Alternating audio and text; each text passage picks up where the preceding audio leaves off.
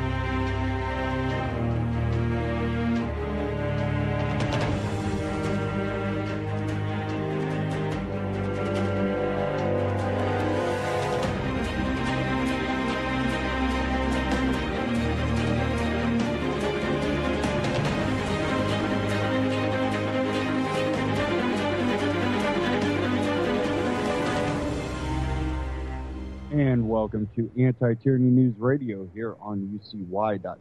Thank you for joining me this evening.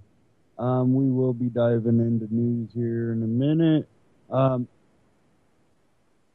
including criminal investigation requested in Hillary Clinton's use of personal email. We'll be getting into that and a lot of other topics. And the first thing I want to start off with is the Ron Paul Liberty Report with special guest Jeff Dice on the future of liberty. And, this is something that people ask a lot, where is this future headed? And I think it depends on how the social fabric is brought up, and that liberty-minded people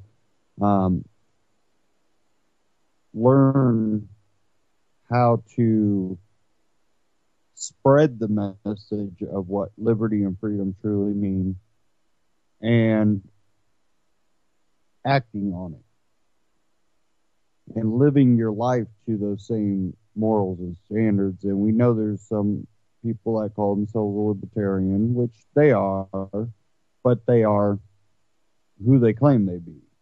To be. They're not exactly the nicest people.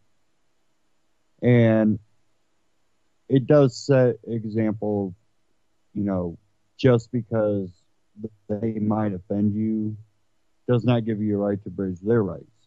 And that's something that I think a lot of society has lost. But I also think it's coming back in the movement towards freedom and liberty that many have taken, definitely since the Ron Paul Revolution.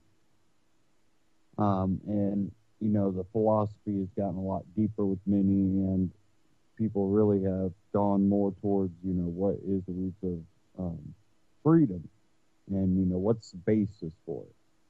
And I think with that growth, and then, these people, you have children and you instill that into them. And I think that we do have a future. Of course, we will have the establishment trying to prevent that.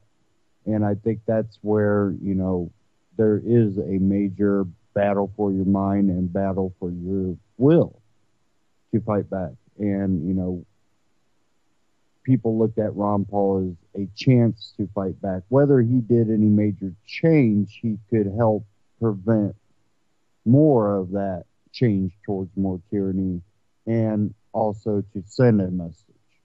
And I think that's what that was about. Now, we have to look ahead and look at the future of liberty. And one thing, to liberate yourself, you have to liberate your mind. You have to really open up to the idea of freedom. And I think liberty cannot be achieved from government. You can't ask government to give you freedom. Liberty has to happen within yourself, and that brings you to understand and live free.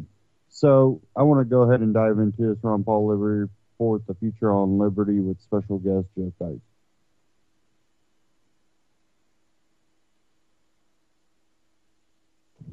Hello, everybody, and thank you for tuning in to the Liberty Report.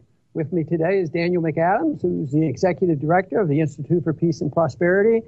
Good to see you, Daniel. Hello, sir. Good to be with you. Good. We have a special guest today. Yeah, we do. And I think you've met him once before, back in the old congressional days. We have with us today the president of the Mises Institute, Jeff Dice, and we're going to have a little visit here on what's going on in the world and in the area of economic training and education. So this is a wonderful chance to visit with Jeff. He was the chief of staff for quite a few years, but he was also in other various jobs like chief of the taxes, that is, the chief who was going to get help and get rid of the taxes, as well as press and other things. But in these last year or so, he's been president of the Mises Institute. So, Jeff, it's great to have you with us today.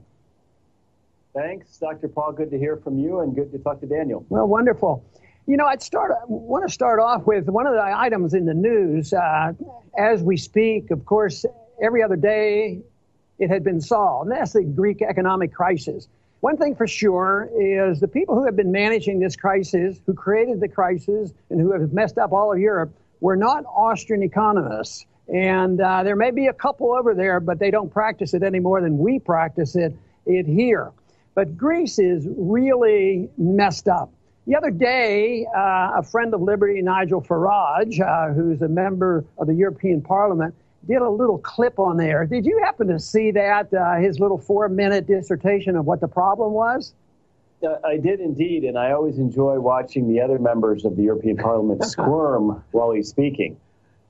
Right. So I guess what I'd like to get from you is where you think they should go now, because, you know, we can talk about how it messed up, and it took a long time, and there's always a little bit of pain, and I think Farage actually admitted there'd be a little bit of pain with this, and he was more optimistic than me. I usually say, if you do what's right, in a year you'll be all back on your feet again. He said something like in 4 months. But tell us a little bit about what kind of policy changes have to be changed, and take into consideration the politics of it all, and how to get a consensus and an understanding by the people on what one would be doing would be beneficial.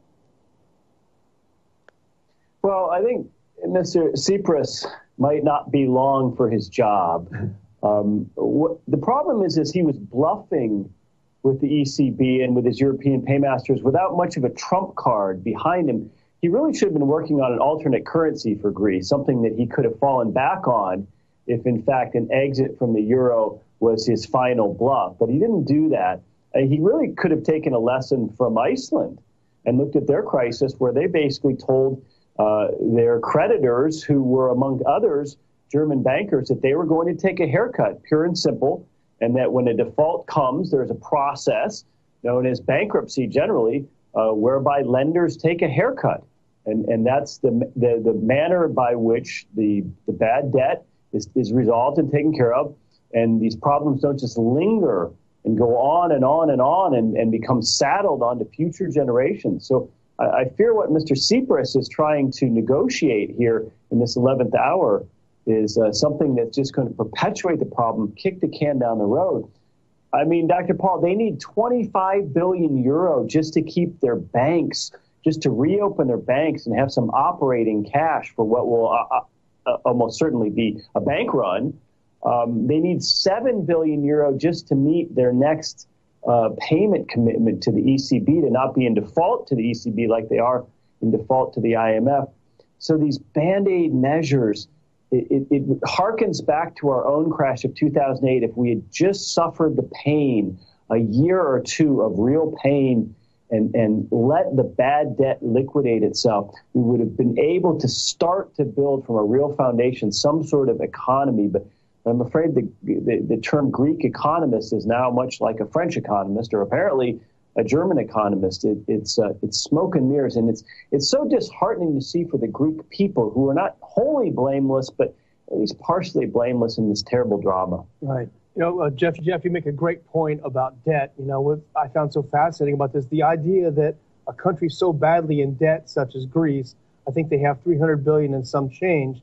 Now with this wonderful new bailout deal, it's going to save them by adding $200 billion more debt. That's like when you max out a credit card and get another one and max that one out. Does it make any sense to you? Mm-hmm.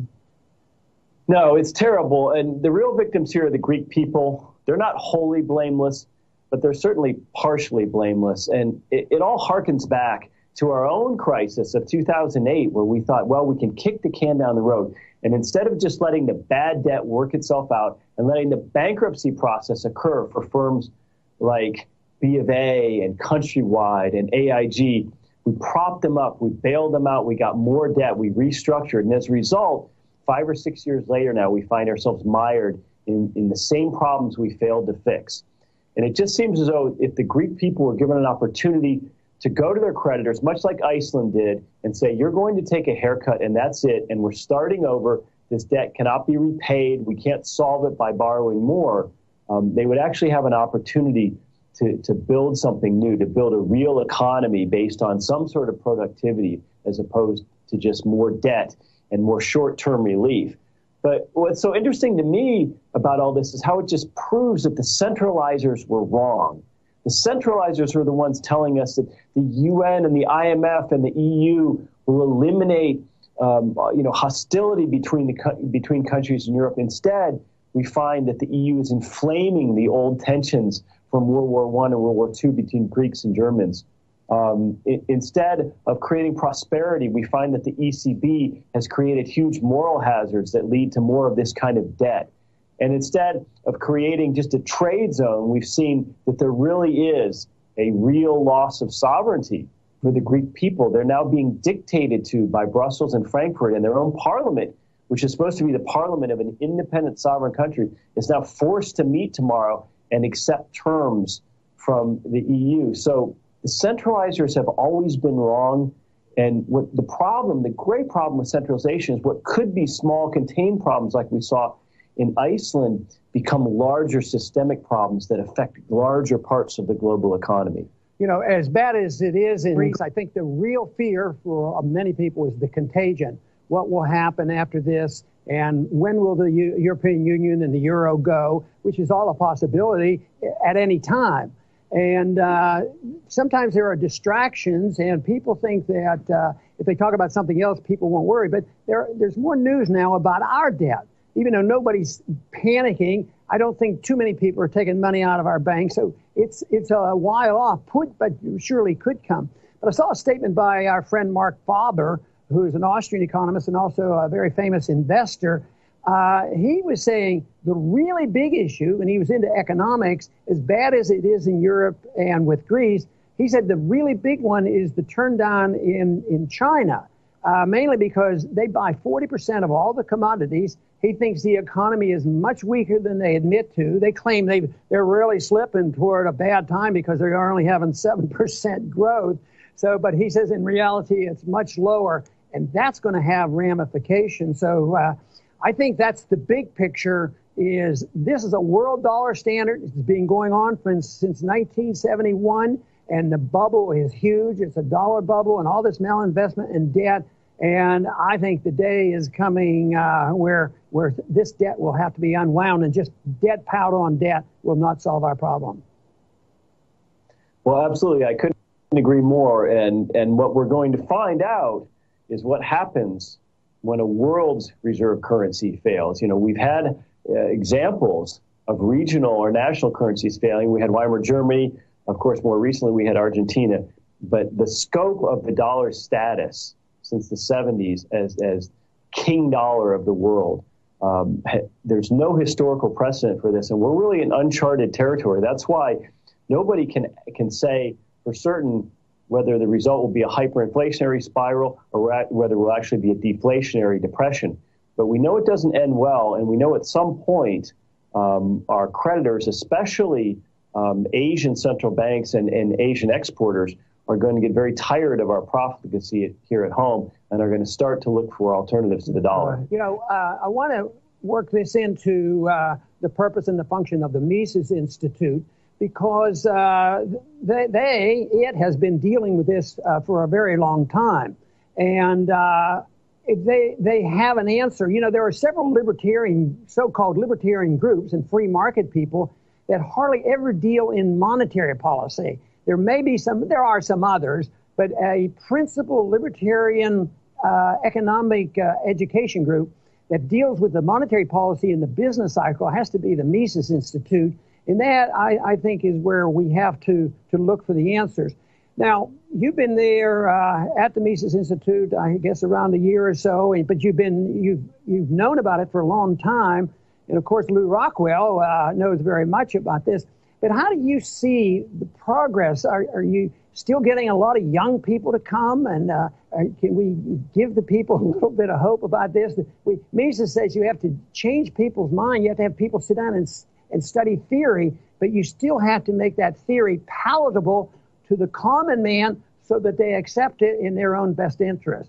So how do you think the Mises is doing at this particular moment?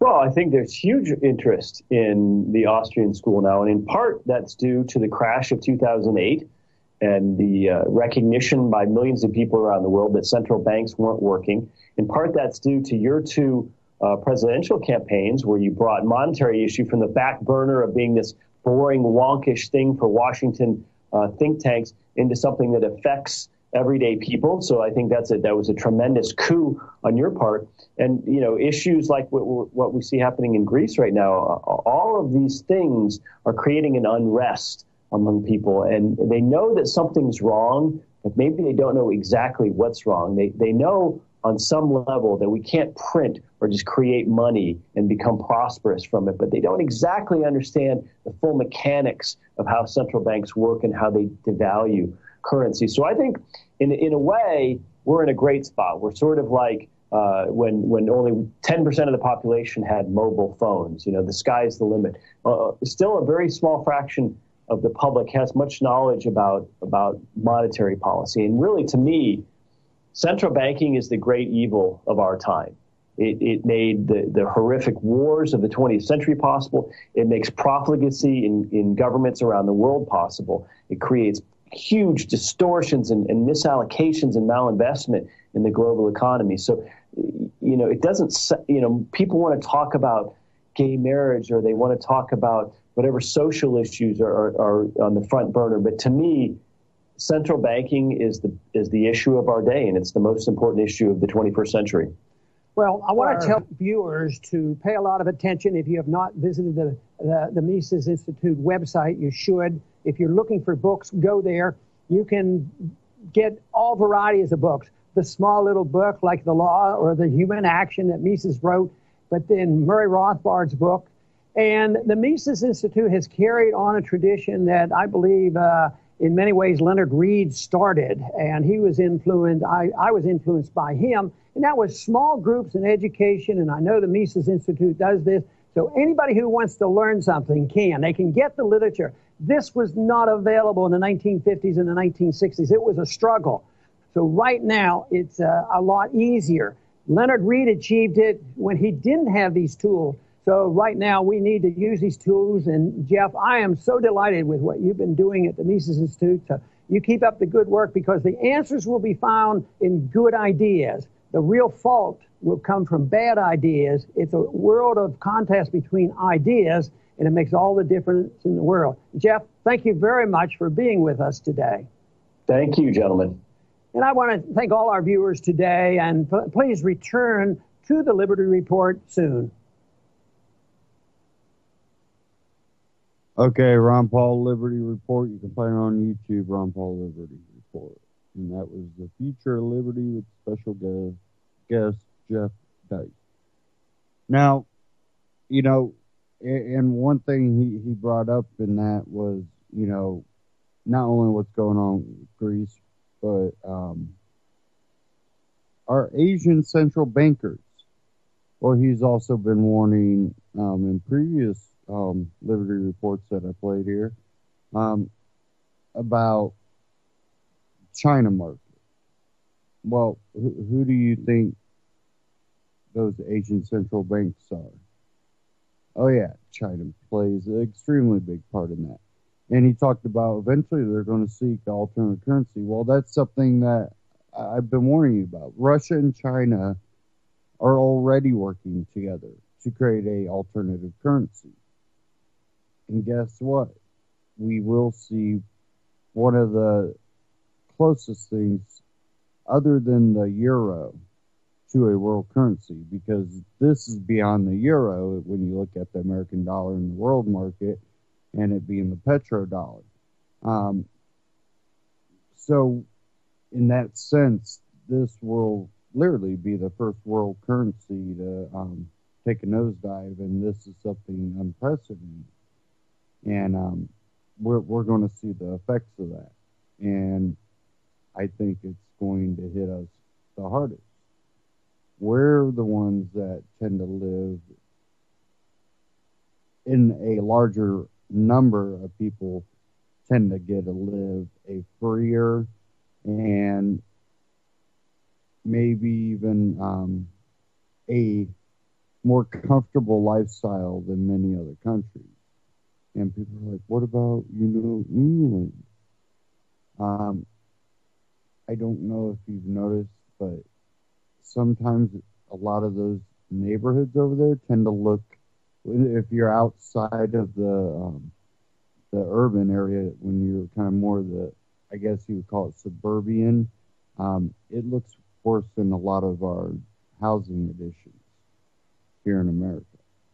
At least the housing additions, the fronts look different. One might be a 1-story, another one might be a 2-story. The backs might look all the same, kind of boxy, just big box with a different front facing, but it looks different. They have houses that literally look all the same color, same brick, all the way down the road. Now it's not, unheard of that, you got the other people that are more rural that live maybe a little bit for your lifestyle, but I think Americans have lived a pretty comfortable lifestyle, a lot of amenities that are just really second nature to us, and things that we might take for granted. Now, we're not, by far the only country that lives comfortable anymore. But I think we've had it comfortable for a long period of time. And I think there are a lot of Americans out there that are not ready. But I also think, through Ron Paul's campaigns and the message that's gotten out there, and then the further discussion and the deeper philosophy into what freedom is and what liberty is, and looking for the truth, and kind of uncovering this matrix that you feel you're a part of, and you're kind of looking around in amazement, and then you just keep going further down the rabbit hole and further into deep in your philosophy. And I think there's a lot of people out there that's done that. And I know that there are basically communities that have come together out of that. And I'm not talking just, things like free state. I'm just talking in general that there are a lot of people out there that have got to know each other. And there's a network of freedom-minded, like people from different cultures, from different religions, from different races, from different, cultures altogether. And I think, no matter what, something good can come out of where we are now. And the more that the system negatively affects more people, it's more of a reason for you to get out there and spread the message, and it will. The more people it affects, the more they have to realize what they're caught in. You know, there's a lot of people out there. You know, I don't have a problem with cops. I don't have a problem with this, and then they get pulled over and harassed, and you know, their car searched, and you know, treated like dirt, and they never had an interaction like that. And they thought, you know, they would never have an interaction like that. Why do these people get, you know, mad? Well, it's kind of one of those things. It's a natural reaction. You either get mad or you kind of get, you know, with your head down, puppy dog, you know, just got beat. You know, the human reaction is, you know, anger in ways is similar to sadness. And in people, how they react, you know, even when they get sad, they might act out in anger. Even if, you know, they're angry about something, they might, you know, cry. It's how different people react. So that's why you see sometimes people reacting. People that literally, you know, feel they've never done anything to deserve being pulled over, or and then being harassed on top of it, not just being pulled over. A lot of these people, you know, you can look at this recent case that I'm not even going to go into, because we know a lot of this is more divide and conquer technique. That's why it's so publicized in the way they're publicizing it,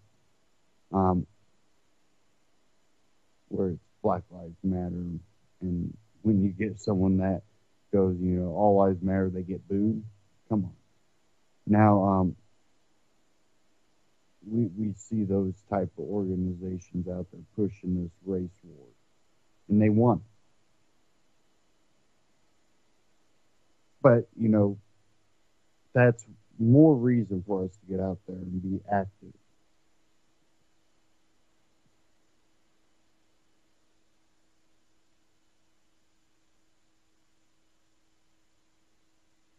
Okay, now there's one from We Are Change, and this one's talking about the social economic enslavement of Japan. And China's been bullying Japan around too lately. So, you know, what's going on with Japan? You know, this can also Japan and the U.S. market tend to be intertwined quite a bit, and we see a lot of similarities with how their stock market acts are. But of course, that goes globally anymore. And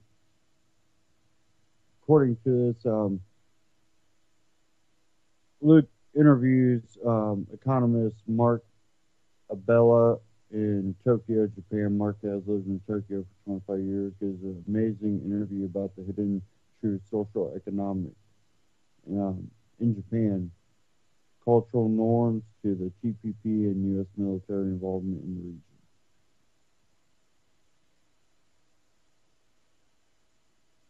Okay, let me cue this up here. This is Gradowski of WeAreChange.org at the busiest intersection in the world, Tokyo, Japan. And I'm joined by Mark Abella, who's an economist, and he's been living here for 25 years. And in this video, we're going to break down very important, amazing facts that I never heard before. Now, Mark, how do you explain what's happening in Tokyo right now? Well, you have the population is waking up slowly but surely to the fact that the Japanese government is not working for them. Now, who does the Japanese government work for is a different discussion. And I think they still have to wake up to the fact that the real Darth Vader of the century, of the planet, is unfortunately Washington. Japan was transformed into a colony, an official colony in 1945. I know it's not the polite way to put it, but it became an unofficial colony, a parking lot for the U.S. military. So first of all, the fact that Japan has never been invested in wars since 1945 is ludicrous. They've been spending a huge amount of money over the last 70 years. Now, granted, that money was not spent on Japanese projects.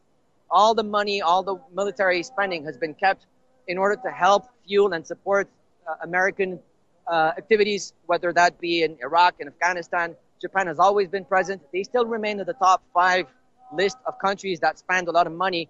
Now, over the last year, pretty much, Abe, who's back, wants to spend even greater amount of money on military. What a lot of people fail to understand, unfortunately, is that money will still go for this increasing hegemony that the U.S. is bringing on the planet. And a lot of them are waking up to the fact that something is wrong. I don't think they understand how wrong it is and how little there is at the end of the day for them in that equation.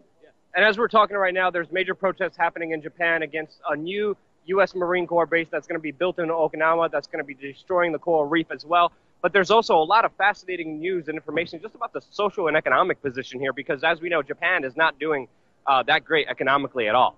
Well, Japan now suffers from 3 precise weight on its shoulders. First of all, it's an extremely robotic, extremely highly taxed country.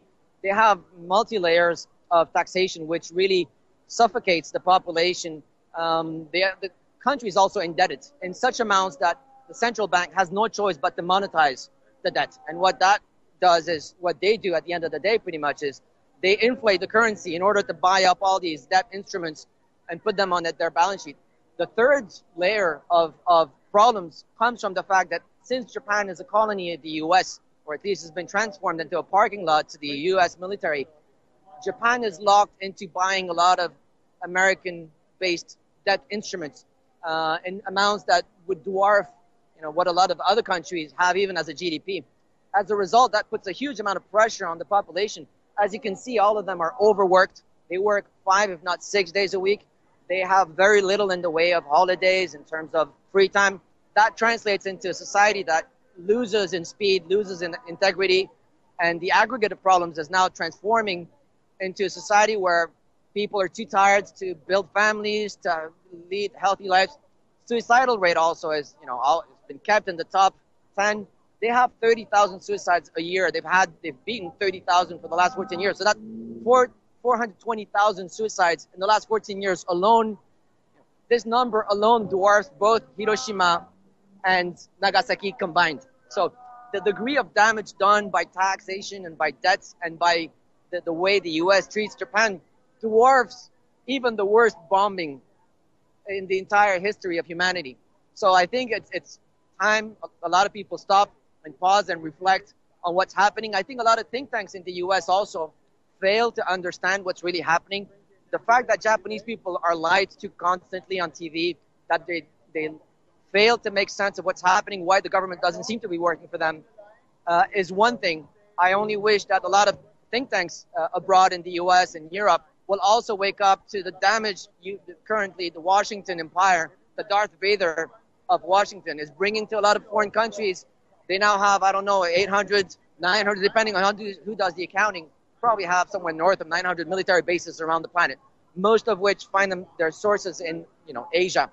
So as a result, they pretty much control the entire planet, and now they want in on the small empires left around the globe. And I think this recent move of the Japanese government increasing its spending is nothing but a step in that direction of helping the U.S. grab even further and move even deeper into the soul of the planet, its desire to actually have world dominance, worldwide control.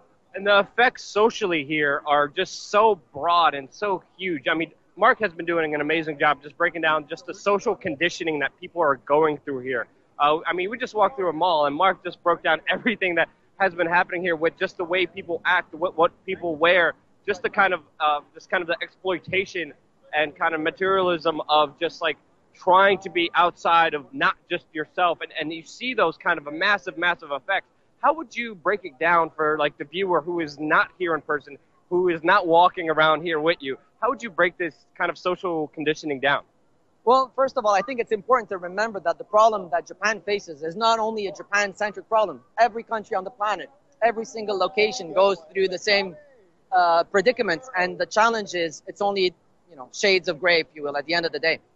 What's happening in Japan now, you can identify it in France, in New York, and other locations. Now, Japan is deeper into that very problem, and it creates a society where a lot of people unfortunately have a very high degree of loneliness. You can feel in people a sense of helplessness. They're waiting for someone to show up and call them. They're waiting for something to happen, and that something never shows up. And I think in terms of labor also, they are so overwhelmed with the amount of labor, the amount of work that they have to face every day, that it leaves very little room for love. And when I say that, I mean it in with the most amount of affection I can have. But when people are too tired, when the government are crushing societies almost to a level where people don't have any more free time, they stop loving themselves, and that translates into a lack of love and empathy and sympathy for the rest of the people around them. And I think you're starting to see that in a lot of cities around the world. I don't want to make it sound as if Tokyo is the only place where it's happening.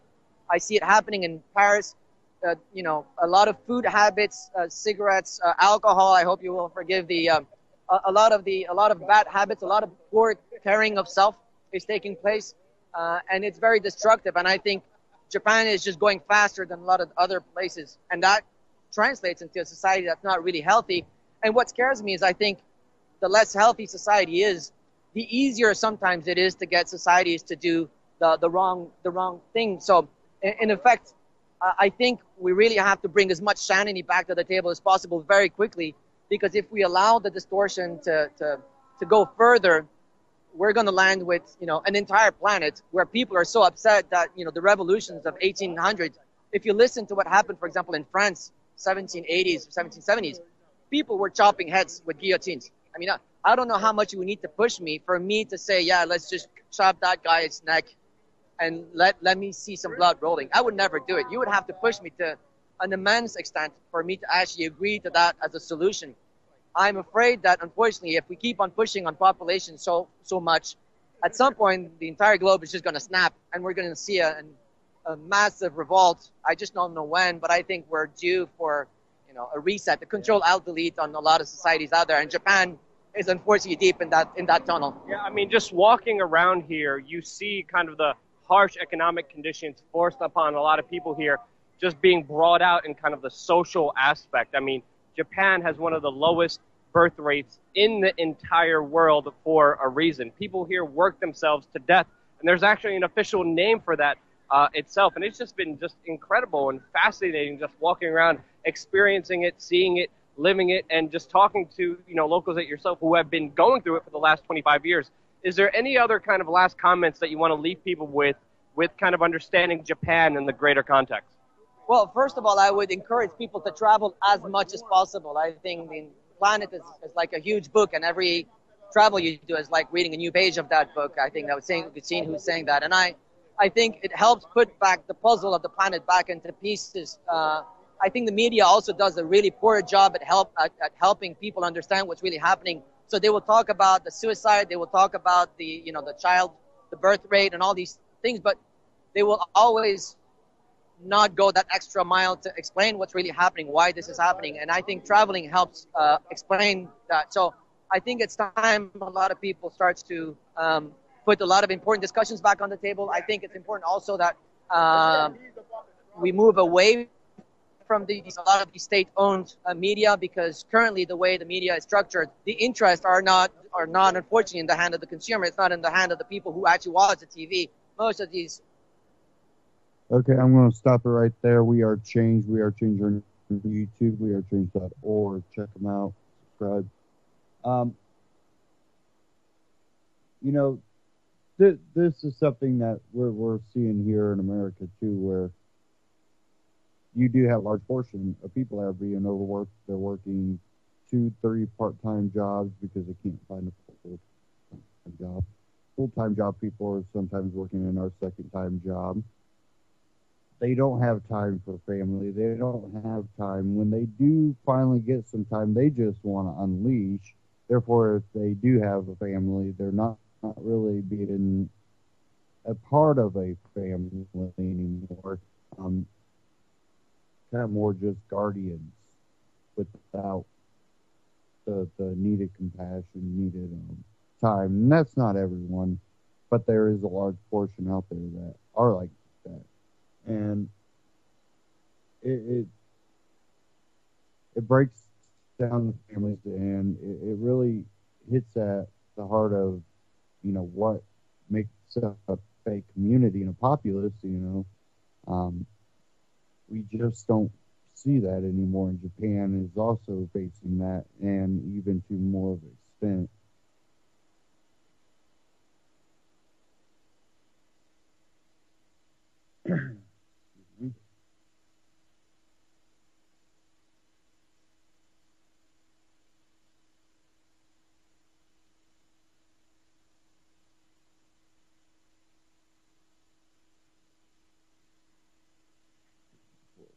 Article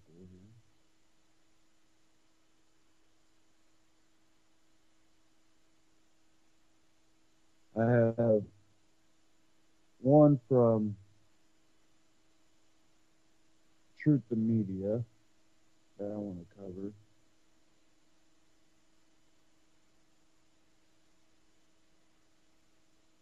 Just waiting for it to load here.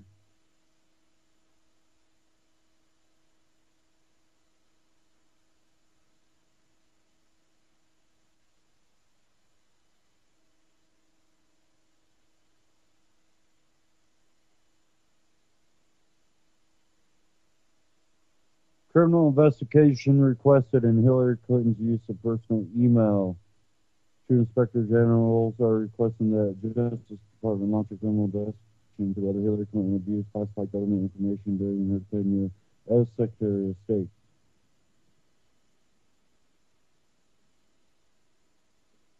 The U.S. Department of Justice has been asked to open a criminal investigation into whether Hillary Clinton abused classified government information during her tenure as Secretary of State, which she used for personal email to conduct government business. The New York Times reported that two inspectors general asked for the investigation after a memo from June 29th to Patrick Kennedy, the Undersecretary of State for Management, stated that Clinton's private email account contained hundreds of potentially classified emails. Clinton, who is currently a Democratic presidential candidate, served as Secretary of State from 2009 2013. Her use of personal email account on a private server for government business was revealed in March. As Truth and Media previously reported, Clinton insisted that she opted for convenience when choosing to use her personal email, and she has denied that the account contains any classified information. I fully complied with every rule I was governed by, Clinton said. I did not email any classified material to anyone on my email. There is no classified material. The New York Times noted that the Justice Department has not announced whether it will open a criminal investigation into Clinton's actions, and that her campaign is claiming that any released emails deemed classified by the administration have been done so after the fact and not at the time they were transmitted. The State Department is now reviewing 55,000 pages of emails looking for classified information. The New York Times reported that in the 3,000 pages of emails released on June 30th, 24 emails were redacted and labeled as classified after being reviewed by the State Department. In a statement from Representative Trey Gowdy, Republican South Carolina, the chairman of the House Select Committee on Benghazi, he said that the State Department has used every excuse to avoid complying with fundamental requests for documents.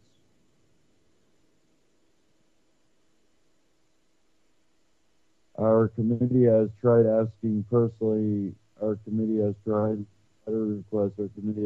public hearings with other agency employees. Our committee has tried subpoenas, Gowdy said. While the tactics tried have varied, the results have not. Our committee is not in possession of all documents needed to do the work assigned to us.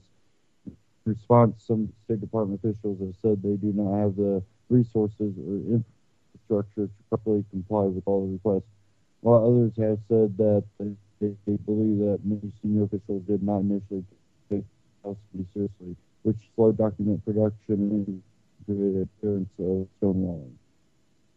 Clinton was criticized in April when, after Dr. Gowdy claimed that she had been issued several subpoenas related to releasing the emails to the Benghazi committee. She deleted all emails and wiped her server clean. During an interview with CNN on July 7th, Clinton accused Breonna Keller of making assumptions regarding the subpoenas. I've never had a subpoena. There's nothing, Clinton said. Gowdy responded by releasing a copy of a subpoena sent to Clinton in March and a statement where he claimed that while the committee has issued several subpoenas, he had not intended to make them public. I would not make this one public now, but Secretary Clinton falsely claimed the committee did not subpoena her at her choice in order to correct the inaccuracy, Gowdy said.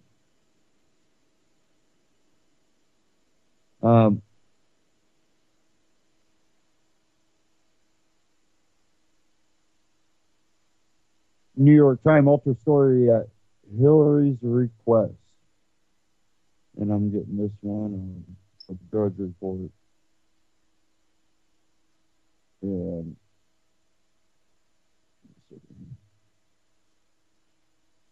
story from Politico. New York Times alters Clinton email story. The New York Times made small but significant changes to an exclusive report about a potential criminal investigation in Hillary Clinton's State Department email account late Thursday night, but provided no notification or explanation for the changes. The paper initially reported that two inspector generals have asked the Justice Department to open criminal investigation into whether Hillary Rodham Clinton mishandled sensitive government information on private email account she used as Secretary of State. That clause, which cast Clinton as a target of a potential criminal probe, was likely to change. The Inspector General now were asking for inquiry into whether sensitive government information was mishandled in connection with the personal email account Hillary Rodham Clinton used as Secretary of State. The Times also changed the headline of the story from criminal inquiry sought in Hillary Clinton's use of email to criminal inquiry sought in Clinton email account. Reflecting a similar recasting of Clinton's possible role, the article's URL was also changed to reflect the new headline. As of early Friday morning, the Times article contained no update, notification, clarification, or correction regarding the changes made to the article. One of the reports of the story, Michael Schmidt, explained early Friday that the Clinton campaign had complained about the story to the Times. It was a response to complaints we received from the Clinton camp that we thought were reasonable, and we made them, Schmidt said. Nick Morelli, spokesman for Clinton, said in an email that Clinton always followed appropriate practices. Contrary to the inquiry, or to the initial story, which has already been significantly revised, she followed appropriate practices dealing with classified materials, as has been reported on multiple occasions. New released emails deemed classified by the administration have been done so after the fact and not at the time they were transmitted, Merrill said. Inspector General request comes after their assessment that Clinton's private email account contained hundreds of potentially classified emails.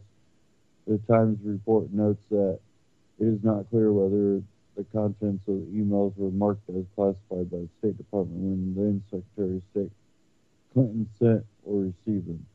Clinton's use of the private email account at the State Department has been a subject of intense scrutiny by both the media and Republican adversaries for months, and the news outlet has been more aggressive in its coverage of that issue than the Times. So there, they had things changed to kind of mess with the wording to kind of devalue. They didn't like Hillary in there. But, you know, she's not going to get the nomination. Almost positive of that. But, you know, in the scheme of it, we know that a large number, the majority of government does crooked crap. Why? Because they have a monopoly on force, they have a monopoly on power. And we've allowed that to happen through generation.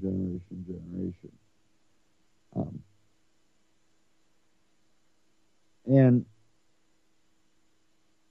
now we look up and we see that we've lost our freedom. And it's just really sad. Talking about loss of freedom, you find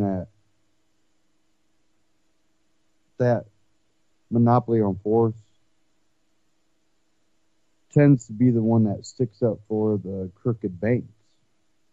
You've seen where people's mortgages were being sold to multiple banks. You pay one off, and then the other bank contacts you, and then, wants to foreclose on you, and somehow they're foreclosing on you, even though what they don't understand is that mortgage was sold twice. That was part of that housing bubble and all the schemes going on, and it was a mess for a lot of people.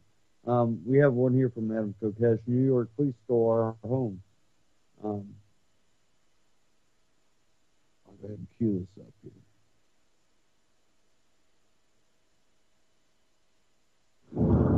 Hey everybody, this is Adam Kokesh, my fiance Mace Tomlin, and we are driving through the Empire State of New York and enjoying one of your wonderful parkways here. And as you might not be able to tell from this shot, there's a problem. Oh yeah, there is a problem. All of our stuff that used to be in our trailer where we live is now in our back seat. As you can see through the rear view window there's no trailer anymore because it was, how shall we put this politely, politically correctly, stolen by some Manchester County police officers for some paperwork violations. We didn't know that this qualified as a commercial vehicle on the parkway here, so we drive where Google tells us to. And when we were actually, apparently the cop had been following us for a while and was upset that Macy couldn't see him from around the trailer. And when he pulled up alongside us, told us to pull over, we did. She pulled over on the side of the freeway. He told us to keep going to the next exit. We did. But from having to chase us like that, he was obviously pretty irate. And, we did what you would normally do talking to cops, and that's to say as little as possible, do only what's legally required of you, and other than that, be peaceful and polite. And yet this dangerous, hardened criminal over here ended up with not one, not two, not three, but four citations for her dastardly deeds this afternoon, this evening. So we're in a really tight spot here. Hopefully, I just gotta say one more thing about this the story about how this went down. A couple of the officers on scene of the dozen or so who showed up in 5 or 6 vehicles, including a sergeant and a lieutenant who came out, and the canine. Yeah. Actually, it was the first interaction that we had with the officer. That because what was it that he said? Because we failed to answer questions, so he was going to go along and grab a canine because he suspected that we had drugs or weapons in the car.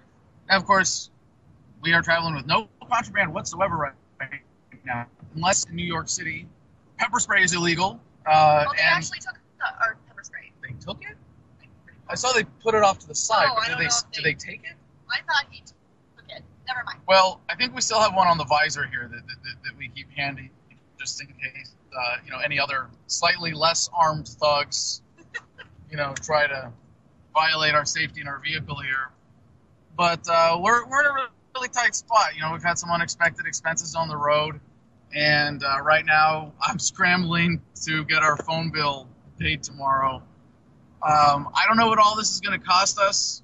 Of course, getting a code is going to have a certain expense with just that, and all of the tickets, of course. Although I don't know how many we're going to be able to fight, or if we're going to be able to come back to New York to do this. But that's what we're going to try to do. We're going to come back, and Macy's got a court date, so we're gonna show up probably if we can. If we don't, if there's no way to get out of this remotely, and I think none of these have dollar amounts on them. This is a summons, basically, for all of these charges to appear in court. I have to turn in my not guilty plea for the two because, I got one for not complying. Hold on, you're reading while driving. Oh. They'll kill you for that in New York, apparently. What was the other one for? That was failure to comply with a lawful order. Anyway, so this is what we're dealing with, just another adventure on the road, but we really need your help. I don't have any cash right now. I'm just enough to keep us going on the road and pay our phone bill.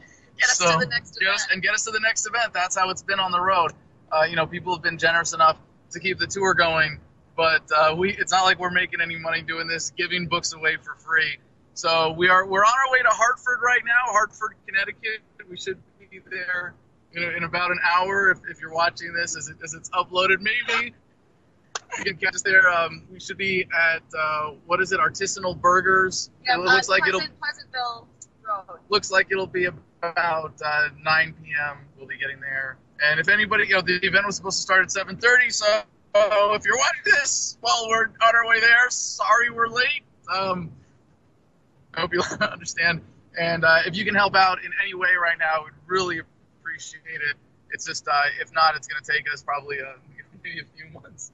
But if you can contribute in any way to help get us out of this jam and back on the road with our home, to get our home back. They almost didn't let us in our trailer. I was like, this is our home, and if we could just get stuff. And he goes, I don't want to answer any questions. Did you hear us say that? Yeah. But the lieutenant was nice enough to let us go and get our stuff. Thank God. And they did have a drug dog, just in case you were wondering. They did bring a drug dog. We have all this on video. We'll be publishing video tomorrow in the next few days. The dog didn't find anything, obviously, but he was barking a lot, though, And I had to explain to Macy what it meant when the cop says, I'm going to go get a drug dog. It means I have no probable cause to search your vehicle, but I'm going to go fabricate some. Watch. And so the dog comes out, and, of course, he's barking the whole time. Of course, they didn't find anything. So we are, if you can help us out, link to donate is below through thefreedomline.com or directly. And this will all be considered a business expense of our non. Okay, I'm going to stop right there. Adam Kokesh on YouTube. Donate links to freedom.fund.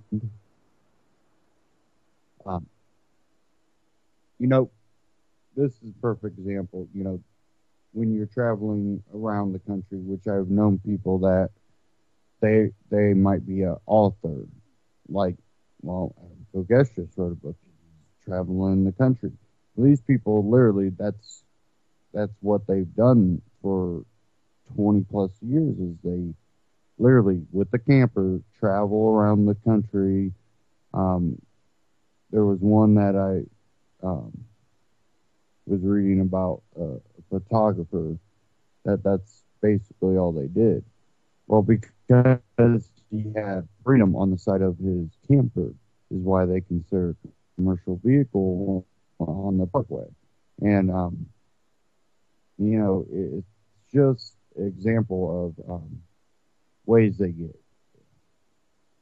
And, we look at things like your GPS. Well, I have maps that do tell you things that,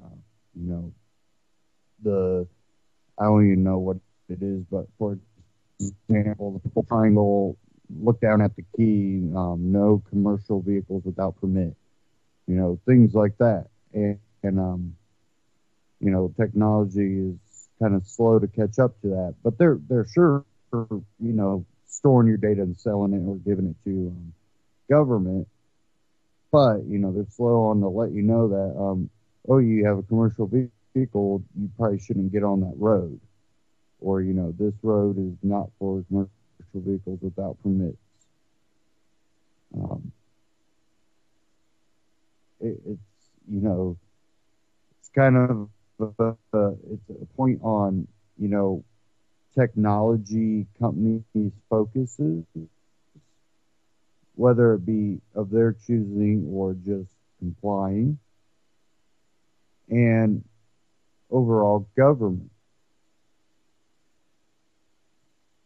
When you're on the road, that trailer is their home. Whether you agree with Kokesh on everything, which I've read the book Freedom, and it really is a good book. It's just another overreach, and I'm sure having freedom, big letters across your camper, might have irked off that cop. Freedom not around me.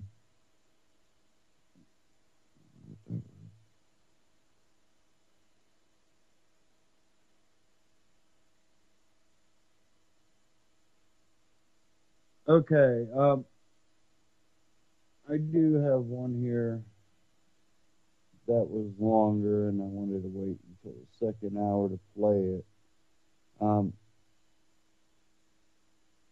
We'll cover this afterwards, and we're going to get into a few more news articles before the end of the broadcast. But I wanted to play this. It's from We Are Change, and this is how to fight a judge and win. And this was really, really interesting, and something I definitely wanted to share with you. Go ahead. It's queued up here. But this is from Photography is Not a Crime, and Carlos Miller and Grant Stern's recent victory over the judge.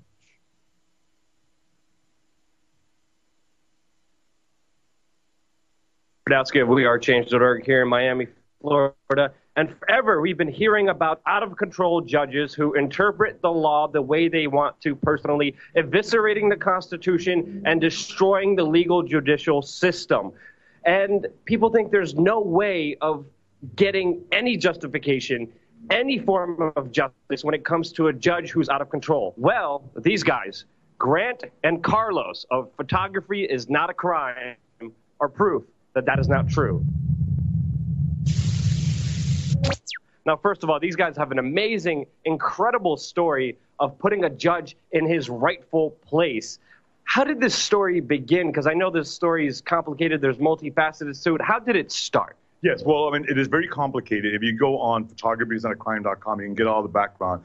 But basically, Michael Hoffman, who is one of our correspondents up in Jacksonville, he went to the Jacksonville International Airport with some signs criticizing the TSA and criticizing the IRS. The whole point of that was we do audits. We test their knowledge of the First Amendment, and we write about it, whether they respect our First Amendment rights or whether they don't. And this is what we do. We've been doing it for a while. And he ended up getting arrested for trespassing.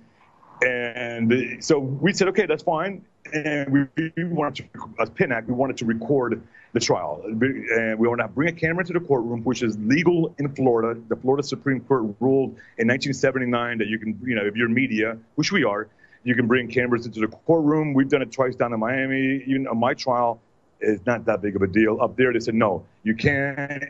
And it went through this whole process where you have to fill out this form, that form, do this. You have to jump through this hoop. You have to do all these things. Where finally we said, screw it. We filed a lawsuit, and the lawsuit got kicked back to different levels of courts because this was a guy named Chief Judge Mark Mahone, the Fourth Circuit of Florida. So he's the top dog up there, the top judge. He administers 3 counties, and he was calling the shots. He was saying, no, I don't care about the Supreme Court. You guys have to prove your media. You're not media. You're not traditional media.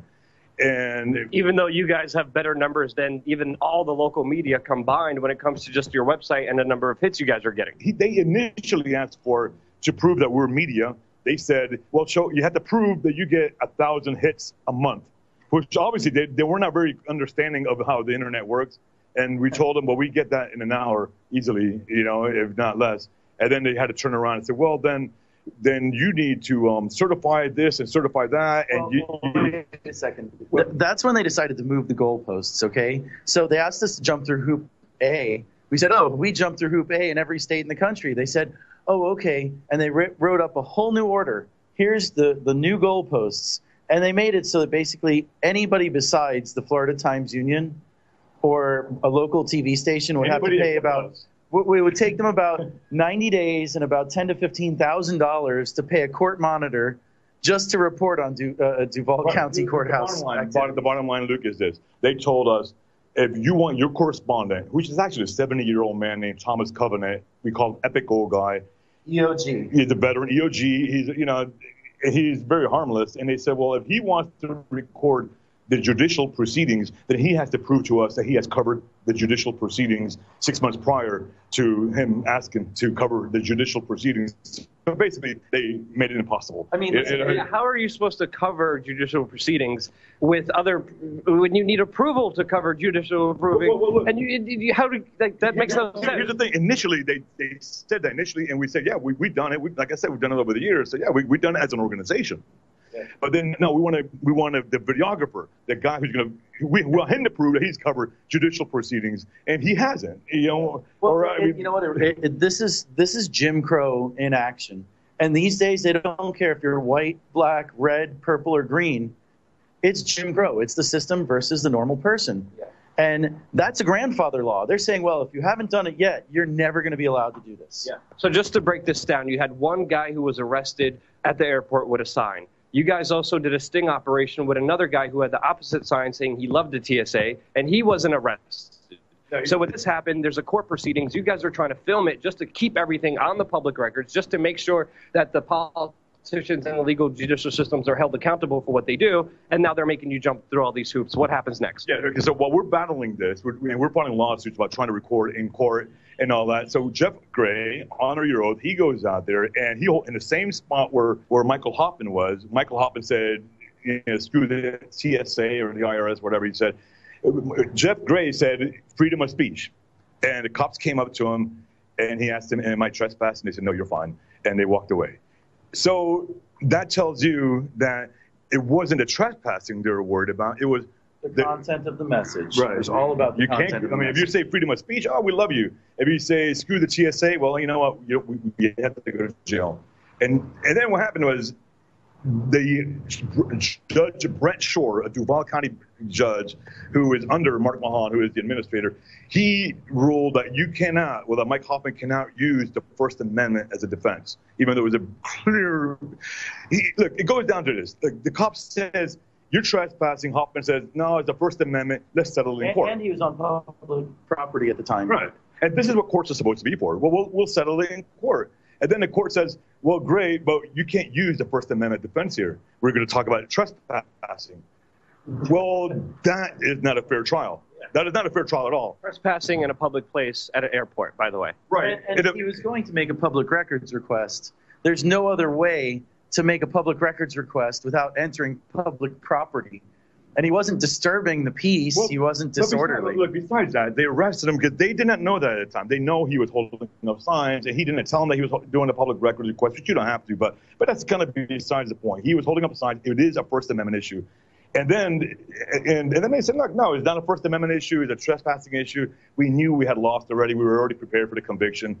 But then we're still fighting. We want to record this trial because we knew what they were doing. We knew they're going to screw him over, and we wanted to get it on the record for the appeal, because you can't really depend on the court writer. You can't really depend on that person because we didn't write everything or we got lost. It happens. It really does. Plus, they charge you exorbitant fees just to even get those transcripts.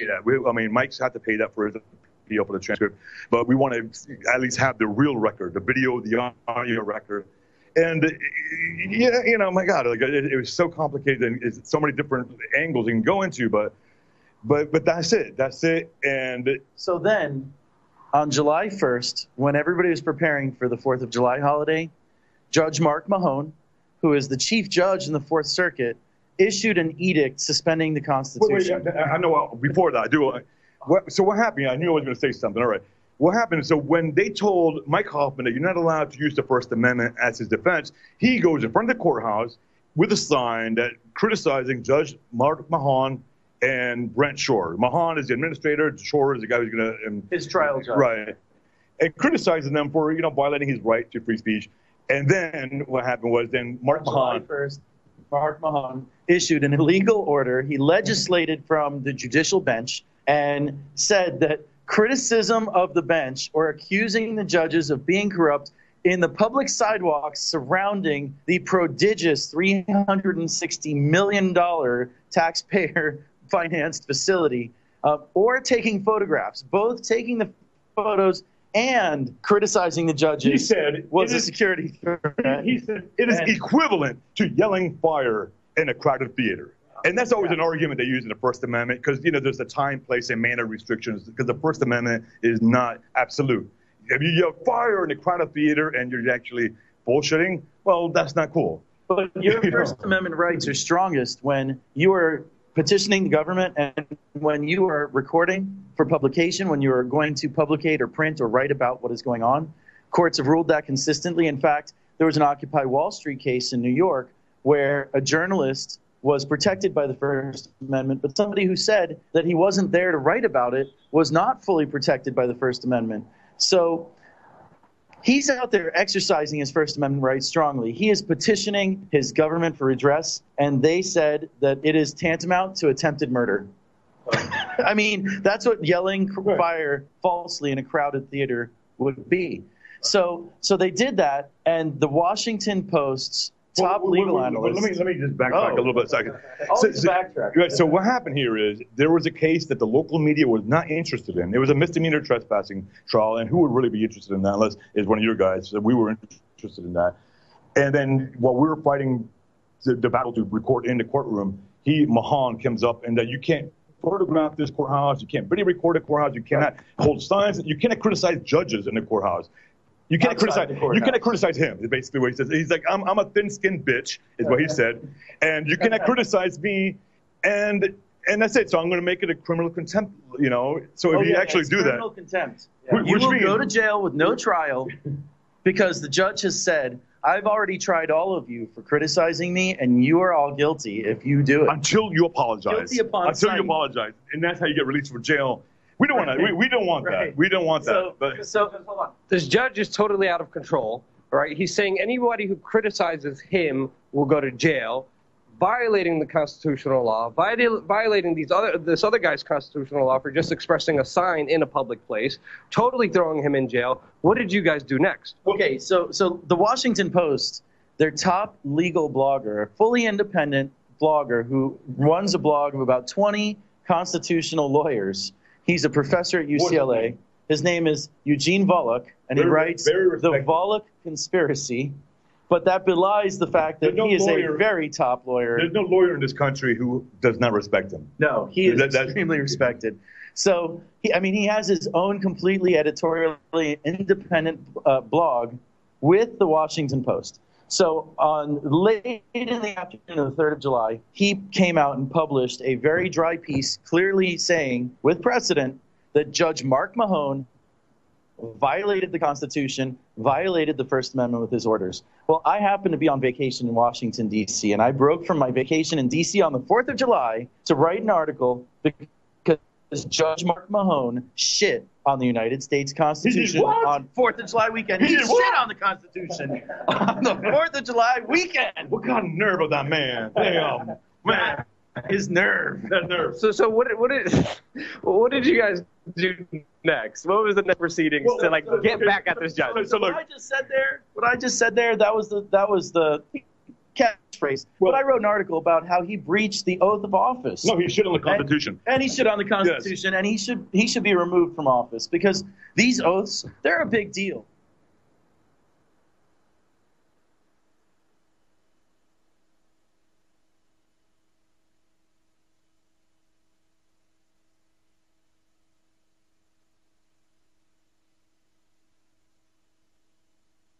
He should be removed from office because these oaths, they're a big deal. They're part of the Constitution, and the oath that he took to defend and support the Constitution, that is the only thing that keeps this little United States of ours together. Otherwise, everybody can freelance. And here's the thing. We're used to cops violating the First Amendment because, they don't care. But we should expect judges to, especially a chief judge, to respect the Constitution. That is what cops will always tell you, well, we'll settle in court, and we do, and you have to spend a shitload of money. You have to go through the whole ordeal, and they always win, even though you win. And then when you have the judge saying, screw you, we're not even going to allow you to record. We're not going to allow your guy to use the First Amendment as your defense, and we're not going to allow you to protest or video record outside the courthouse, which costs almost $500 million. But then he also said in that order, but if you credential media, which no one really has defined that, credential media to me, and I'll tell you what credential media means. It means that you have an identification. I work for this company. We have them. The Times Union has them. ABC has them. I work for this company. That's it. It doesn't give you any more power. Legally, it doesn't give you anything. It just shows you, okay, I'm a reporter. And so he said, well, the other credential media, they're allowed to do whatever the hell they want, but not you guys, not PENAC. No, fuck you, PENAC, even though we've been writing since 2008 daily. I mean, we're a very national site. And anyway. Well, what happened next? So what made this judge step back and say, like, holy crap, I should have never messed with PENAC? So what happened was the July 4th article went viral, and it called for a call flood. So I'm sure he got a few thousand calls from angry people all over the internet saying that you're wrong, Judge Mark Mahone. You screwed up. You shit on the Constitution. Well, there was also Pope Pat, who is they call them blogs, BLAWGS, the lawyers writing blogs, and that's how they're called. So Pope Pat is another very well-respected blog, BLAWG, and they came out against, this whole order. They pulled out the libertarian wood chipper. Look, and this Judge Mahone, he is a third-generation Jacksonville native. Attorney. Yeah, his grandfather was a prominent attorney. His father was a prominent attorney. So he kind of just got in there through his name. He was a legislator. He was actually a Florida legislator for over 7 years. And from what we're told, he didn't do much, and they pretty much keep him on the bench like chief lobbyist for the judges. But I digress. Okay. I digress. What did you guys do to put the guy in his place? Wait. We're working to that. So this is a man who is used to getting what he wants. And look, Jacksonville is like 5 hours away from Miami, North Florida. We're in South Florida. And he probably figured, who are these people from Miami telling me what to do? Well, number one, we are based in Miami. We have people up in Jacksonville, including EOG and Jeff Gray. Honor your oath. Honor your oath. And he figured, I'm not going to let these guys dictate what I want to do because my courthouse in my city or whatever the hell he thinks it is, my country or whatever, he thinks he just overreached.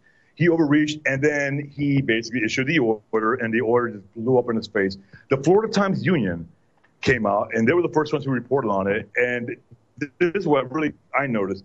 They asked, is this right or wrong? And the commenters were all, they didn't really care about us recording the courtroom. They didn't really care about that. But they said, wait, are you saying we can't photograph that courthouse? We can't protest against the judge? The judge is saying we can't criticize the judge.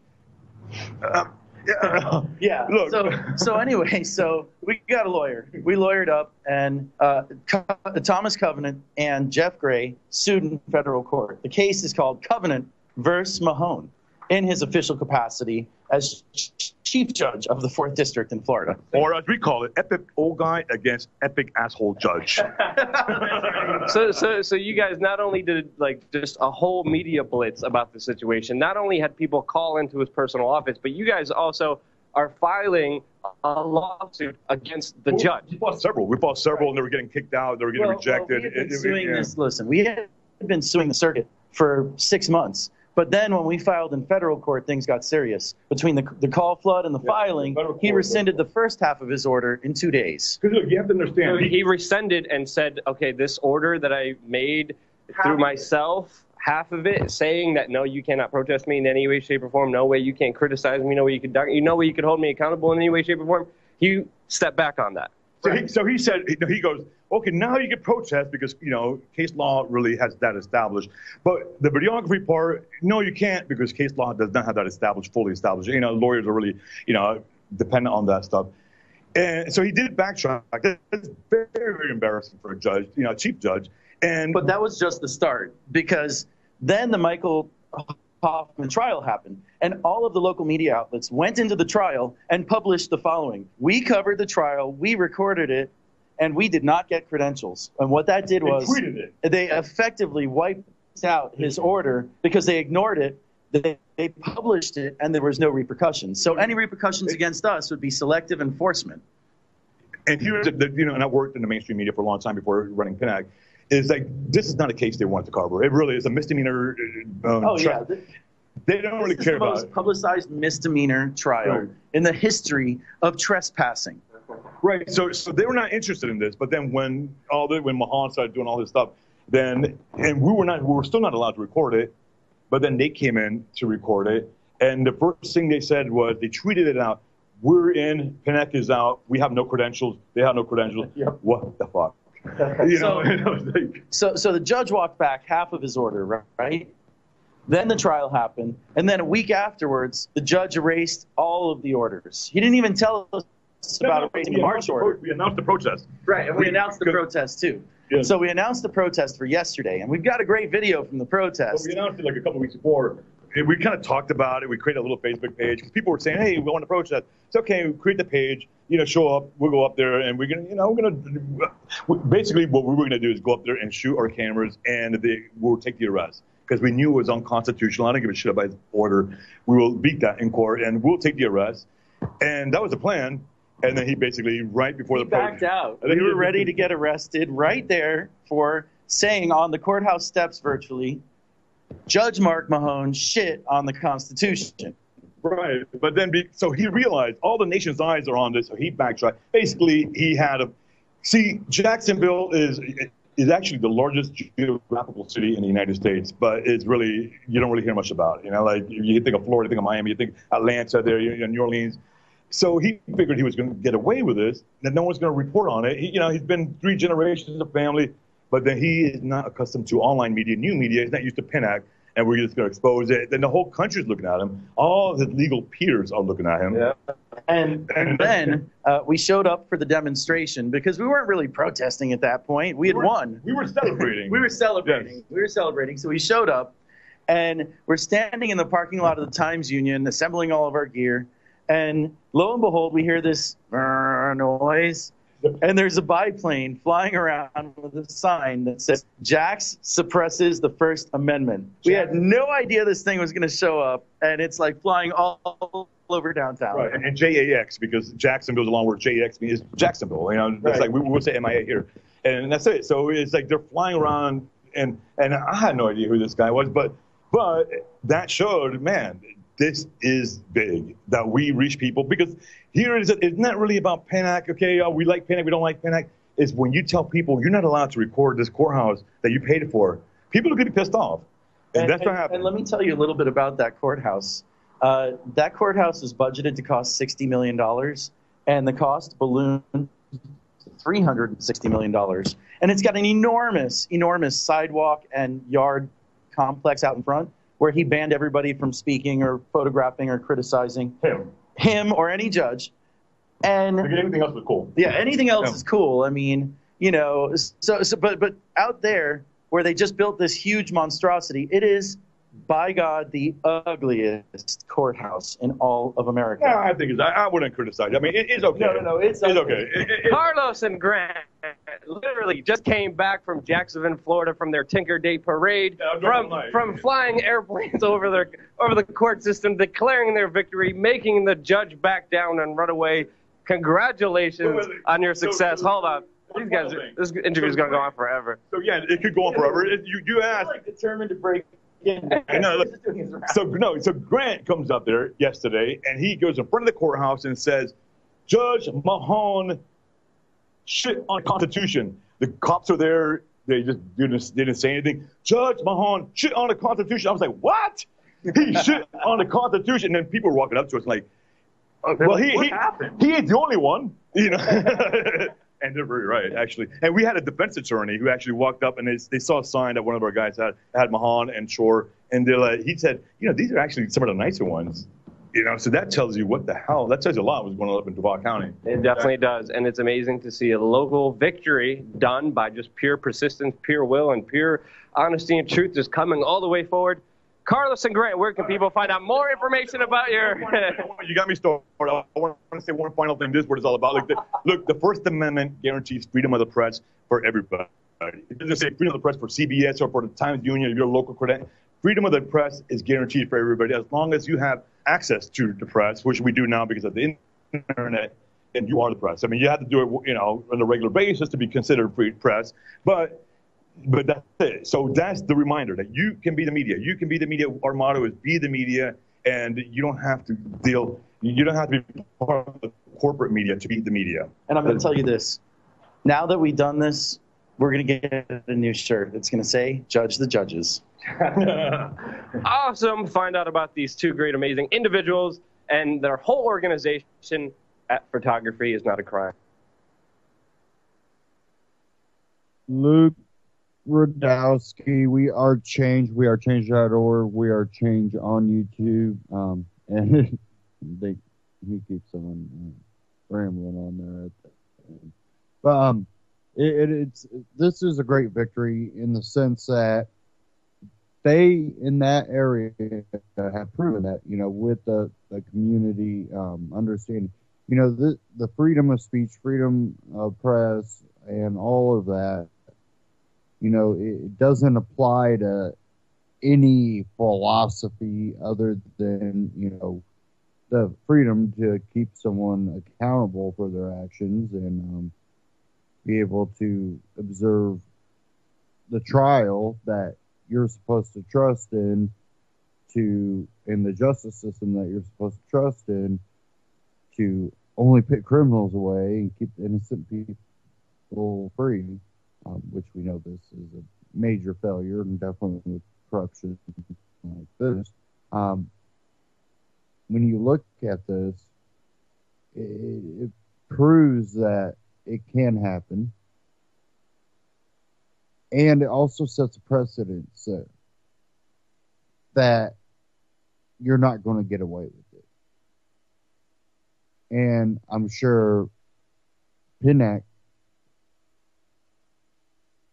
is known in that community now.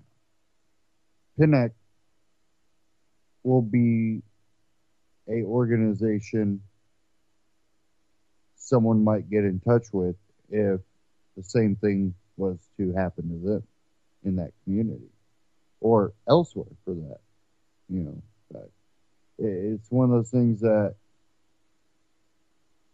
it grows a community behind something that people can agree on.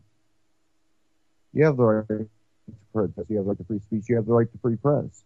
And, you know, if you want to establish yourself as free press, put out a YouTube video once a week. Interview some people. Establish yourself, and you can move on from there. Now,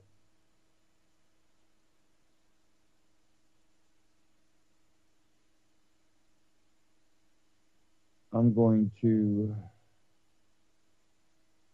get into a few articles here.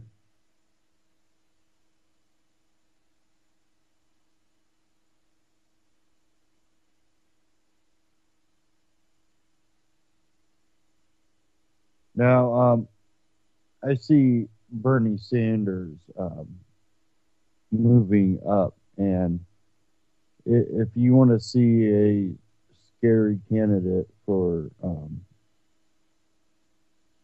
president, I think he would be one. And I think that he's someone that you seriously need to watch out for. And of course, with politicians, what you hear is not what you see. U.S. Senator, and this from truthandmedia.com, Sanders sponsors $15 per hour minimum wage bill, pays interns $12 per hour. U.S. Senator and 2016 Democratic presidential candidate Bernie Sanders introduced the Pay Workers a Living Wage Act on Wednesday, a bill that would increase federal minimum wage to $15 per hour. However, an ad seeking interns on his Senate office website offers to pay them only $12 per hour. Screenshot seen below of Sanders' ad offering $12 per hour to Senate intern shows that appears directly adjacent to a picture of Sanders speaking at a rally calling for a national $15 an hour minimum wage.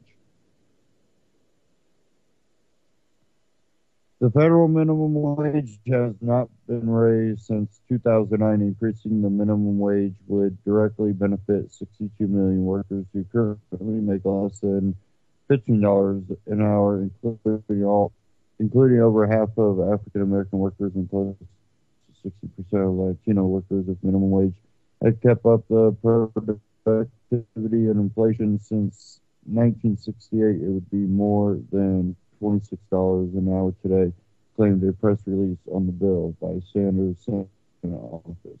The press release continued, state and cities are acting on their own.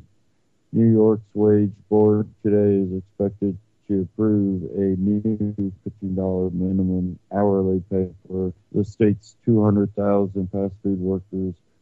D.C. and Kansas City, Missouri are considering raising minimum wage. Los Angeles, Seattle, and San Francisco already passed ordinances raising their minimum wage to $15 an hour. 26 states already enacted minimum wage increases. However, Sanders has yet to act on his own by instructing his Senate office to offer a $15 an hourly wage.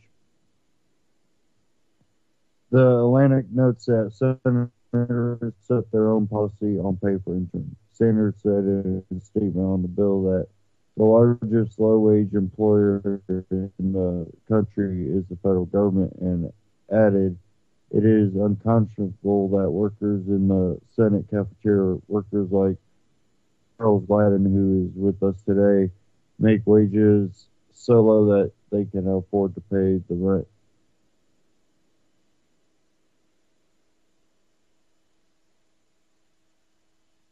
Now, what we've talked about before is what this really does. It devalues the dollar. And, well, the dollar is already devalued. It's just waiting on this. And this is what could cause a really, really bad inflation. And this would actually pit the minimum wage people in even harder terms. Now, if we have interest rates start going up and we enact a minimum wage hike, what you forget about is the inflation that comes from the minimum wage hike, because you think, oh, well, you get $2 an hour now. Well, guess what? Everyone else's wages are going to go up. People are going to want that same type of increase in their wages. If you went from making, what is it, 7-something an hour to making 15, well, I want that same dollar amount increase hourly. So does the next person. So now for that company to make a product, it's going to have to come at a higher price. Guess what? That $800 TV that you were hoping to get, now that you're making $15 an hour, that's going to be probably $1,600 TV now. maybe more, maybe $2,000. Now you're going, I may make more, but I can't buy what I was hoping I could buy. Look at car prices. You want to understand, what the continual minimum wage hike does. It has nothing to do with that. You want to know why you can't go out there and make a profitable living? Because these large corporations, it's not capitalism, crony capitalism, but not capitalism, corporatism, have lobbied the government to make rules that if they disobey, they can afford to pay a fine, or sometimes it's just swept under the rug until they can't hide it anymore. By then, they've been operating for who knows how long, and money's hidden away. But they make rules that make it where now it's going to cost you so much money to even get started to be able to compete that you can't afford it. You can't even get a loan to do it.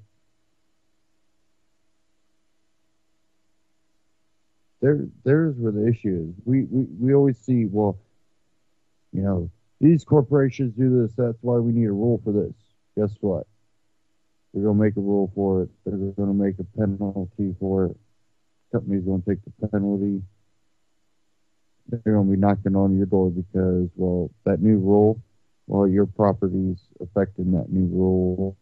When you go them that same amount of money that big, huge corporation, national, multinational sometimes corporation just pay.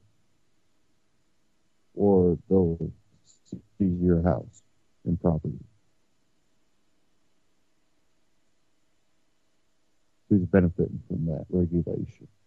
We know that government is corrupt. This is how government works. So don't rely on calling on more regulation and make a rule about this, make a rule about that. Guess what? That rule is going to backfire in your face. And these big company corporations that are going to continue to exist, making millions or billions.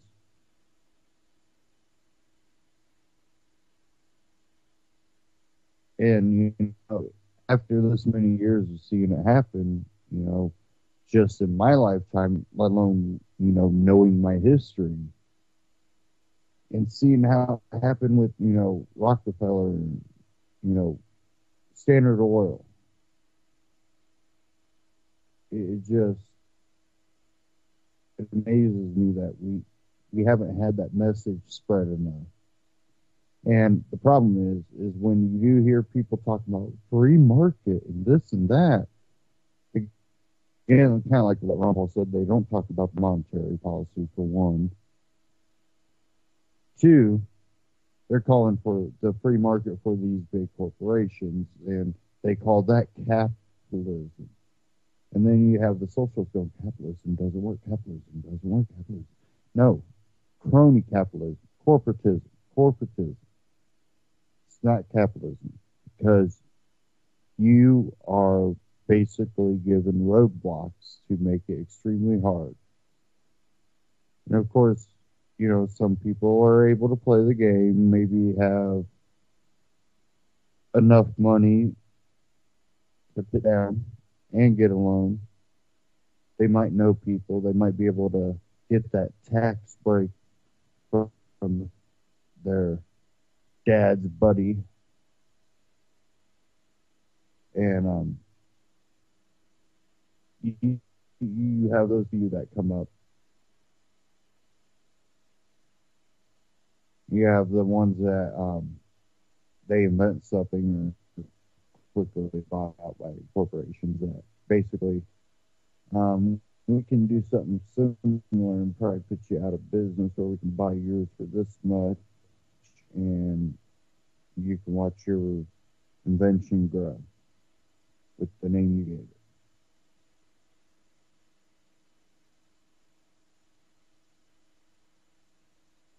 And that's what we need to be fighting.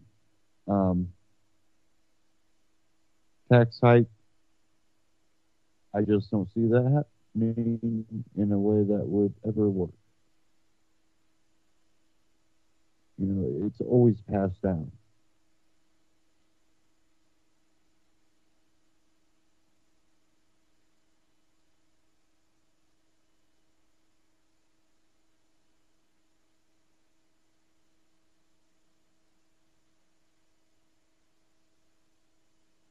Okay, give me a second here.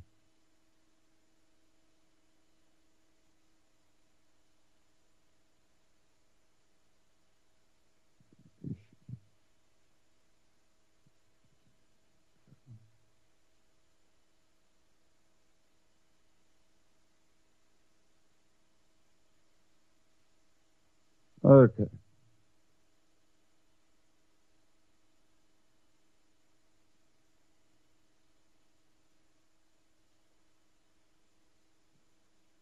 Let's reopen the browser here. The browser, something in the Flash player kept playing.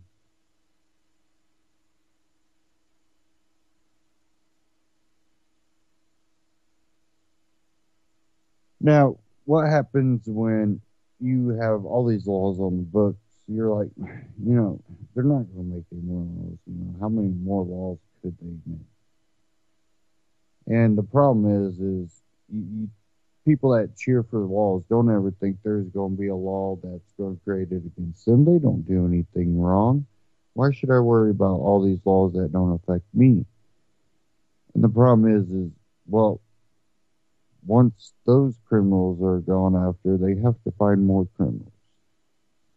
You can look at the for-profit prisons and learn more about that. So they will.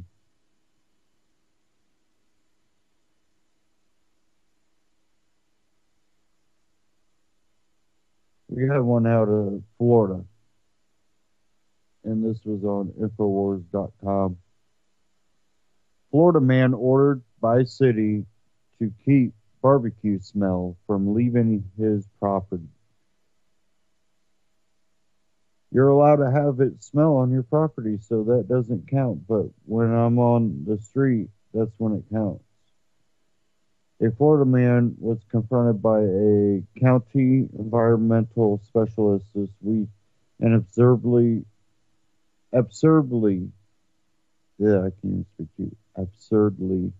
ordered to keep the smell of his barbecue from leaving his property.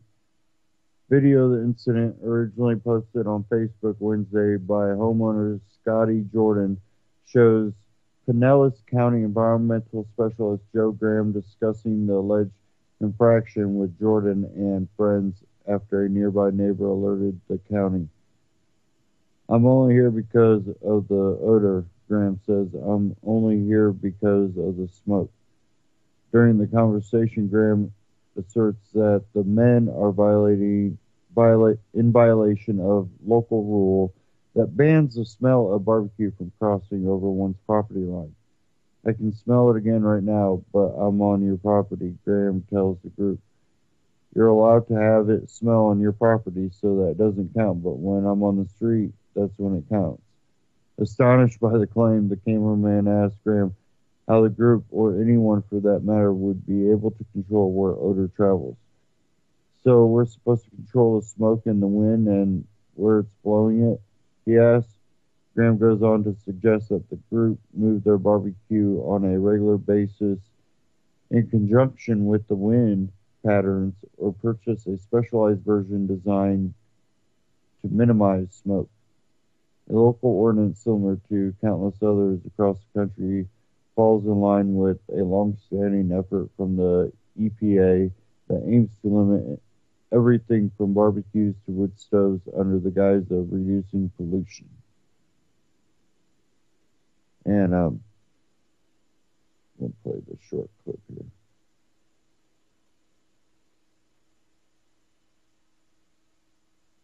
Barbecue outlaws.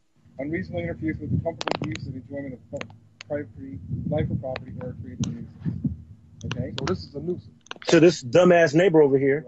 But nobody on this street, nobody on this street that's lived here for 40 years has ever complained. I can't suggest what you should do if you believe your neighbor's harassing you. I think you can figure out yourself, contact somebody about that. I don't know. I'm only here because of the owner. I'm only here because of the smoke. I'm glad you got some pretty good evidence of affecting neighbors because you don't see no smoke. Well, I just took 3 pictures of smoke. But I got a question, sir. I got a question, sir. Yeah, what can I do? The people right next door cooked out last weekend to her. Well, you didn't complain. She didn't complain. Well, I don't know. So we're across the street. She may be upwind. It may be something else. That's some horse shit. See, there you go. I can smell it. I can smell it again right now. But I'm on your property. You're allowed to have a smell on your property, so that doesn't count. But when I'm on the street, oh my goodness. So you can't smell barbecue smoke on the street. I can smell barbecue smoke. I'm So suggesting is that right now. Is that against the law? The law says. Do you want me to read it again? And everybody around here cook out. Why all I can tell you is if you want to call on your neighbors that you feel like you're being impacted by them, feel free. We will come and address it the exact same way as we do any other person who calls. So that's how it works. Okay, so everybody can cook out except me. That's what it looks like. That's what it looks like. Everybody in the whole world. Everybody in the whole world can cook out except me. That's what you're telling me. Because everybody else cooks out around here. We sure ain't gonna stop. Nobody harasses them. We sure ain't gonna But stop. I'm cooking out, and I barely have fire department, ambulance, police, environmentalists. That don't even, you know yourself that don't even sound right. Come on, man. Let's be real, man. All I'm here is to verify that okay, there was the police done been out here. The fire department done been out here. They've been because she's been many for times. 3 years. Okay. And every time I barbecue, she send the police and the fire department out here. They tell me to go ahead on. Okay, well, to be fair, the police and the fire department are looking at different parts of the rule. I know that seems a little odd. Everybody's got their own slice of the rule that they have expertise in. This company here, that's saying that right there. If the police and the police department look at different rules. Talk to this company. They haven't told us that we can't barbecue. We're not a company, we're a county, but okay. Okay, well, whatever this is. Right. We talk to these right. people. That's all right, because we're going to get Mr. Newton to talk about it, man. And Mr. Roussan, we'll get them to talk about it. We're sick of this. Well, so anyway, I'm just suggesting that there is a rule at play here, and that basically what you're doing looks like it may be in counter to the rule as far as the objection. So I'm breaking the rule. So suggesting what's the end result? I'm simply suggesting that it appears from my observations off your site here that you have smoke leaving. That's prohibited. And you what's the consequences? Okay, so what is a barbecue? That is not for me to decide. I can only write it up and send it into our department. What is a barbecue grill for if you can't smoke? Right. Why do they sell it? Why do they sell it at Publix? You are within your property line. I have a tent over my grill. I'm in my backyard. So we're supposed to control the smoke and the wind where it's blowing. One of your concerns at a time. Okay? So, this stuff is funny, man. That's why I'm recording it, bro. You can do what you want as long as it doesn't go over. So, did you see smoke over there? I saw smoke leaving your property. Did you see it over there? Chris, don't even argue with it. Chris, don't argue with it. Affecting neighbors, it has to be going going right there. They're not calling you. She's calling you. No, she's way across the street. Once you leave a property and line, you didn't see any smoke over there. Once you leave a property line, that's not allowed to be there. According to the rule states. Because don't sweat it, dog. It's horseshit. We can't get stressed out. We can't get stressed out about it, dog. All right, well, it doesn't make sense. You're gonna buy a barbecue grill and you can't smoke it. What does it do? They're gonna sell wood. Inside my house? They sell wood at Publix. They sell the wood in public. So you're telling me I'm breaking laws? It's only how you are able to do it in your property. Oh my goodness! I'm trying to be both. So you see, they don't care about anything but enforcing these laws that they know people can't control. You barbecue and you can't let the smell leave your property. I could smell it, but I'm on your property, so that's okay. But on the street, that's another thing. Really?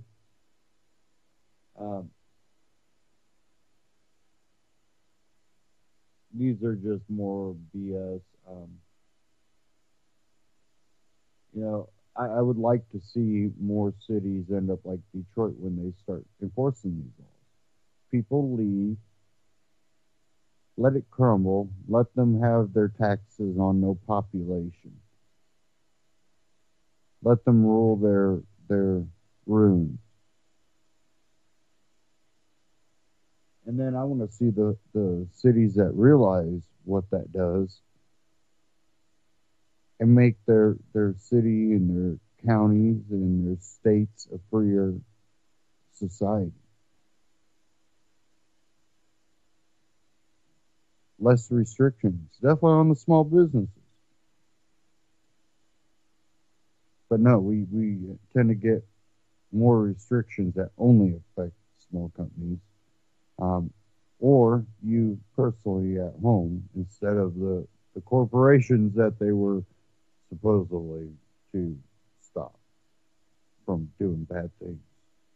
Yeah, right. When you see that the heads of these departments tend to work or come from these mega corporations, do you expect them to enforce something that'll hurt their friends or their potential next employment? That's kind of the back rubbing that goes on in politics in Washington. You know, you help me out here while you're in that department, and when you get out, there's a job waiting for you. And we go, yep, it's capitalist. No. Those aren't capitalists, those are corporatists. They use government as a tool. And then you go clamoring to government to make rules. And they're like, okay, you want some rules? Yeah. $10,000 fine if you do this. By the multinational, half of the time, some just more national. Corporations are going $10,000. Why the little business owner is like $10,000? Well, that restricts me on what I can do, and if I accidentally mess that up, I get charged $10,000. That would hurt me. That hurt me a lot. I have to scramble because now I can't make as much money, and I can't afford to pay that $10,000 fine and pay my employees. Man, I've been open for a couple of years. They're hitting me with this. Corporations, $10,000, really?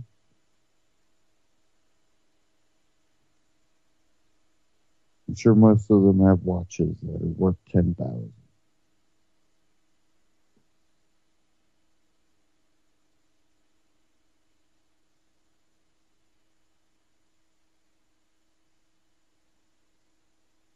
Okay.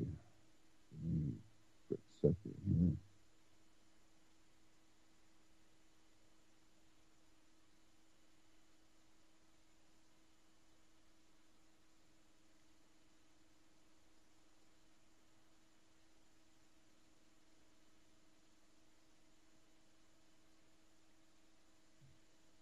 I want to kind of touch on the 2016 elections.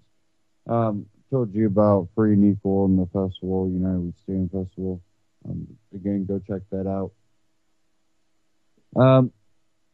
We talked a little bit about Bernie and Clinton, but have you noticed we haven't heard too much about Rand Paul? But heard a lot about your Donald Trump, and he's been all over. No, Ron Paul. Have you noticed we're seeing the extremes of everybody coming out? No, Ron Paul. Then you got Nader warning that the GOP that Trump running third party, which would probably give us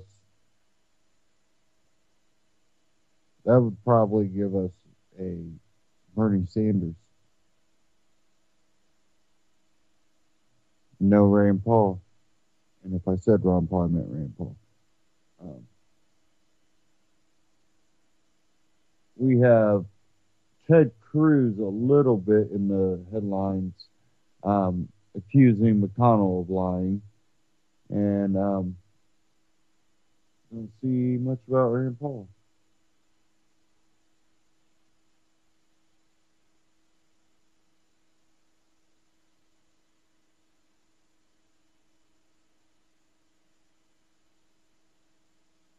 And this was from the AP. In stunning attack, Cruz accused leader McConnell of lying.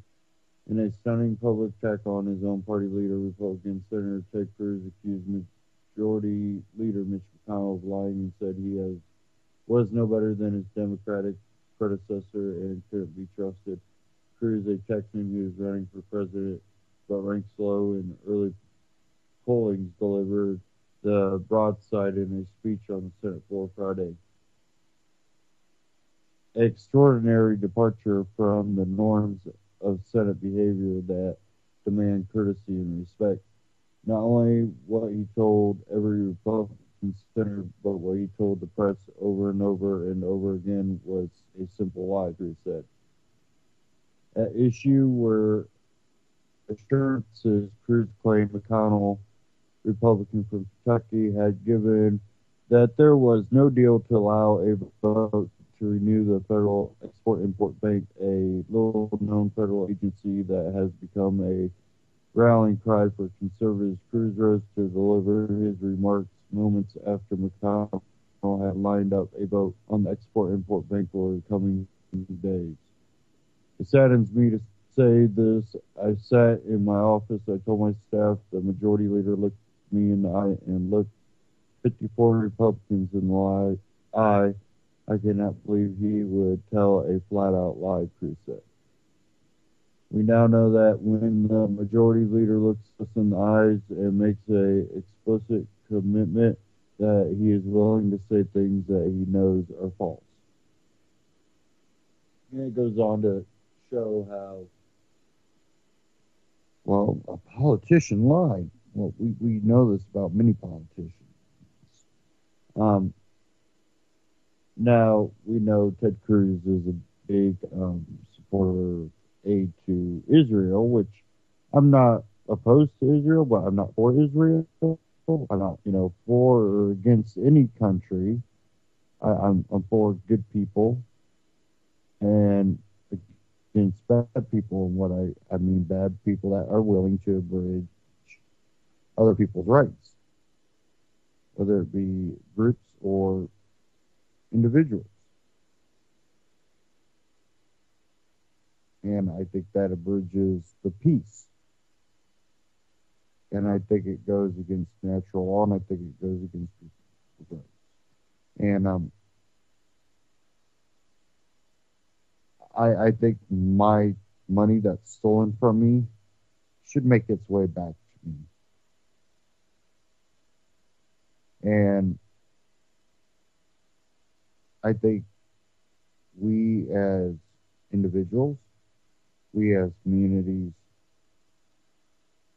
and we as people that have humanity start taking care of ourselves for one, and then what we have to offer to help take care of others.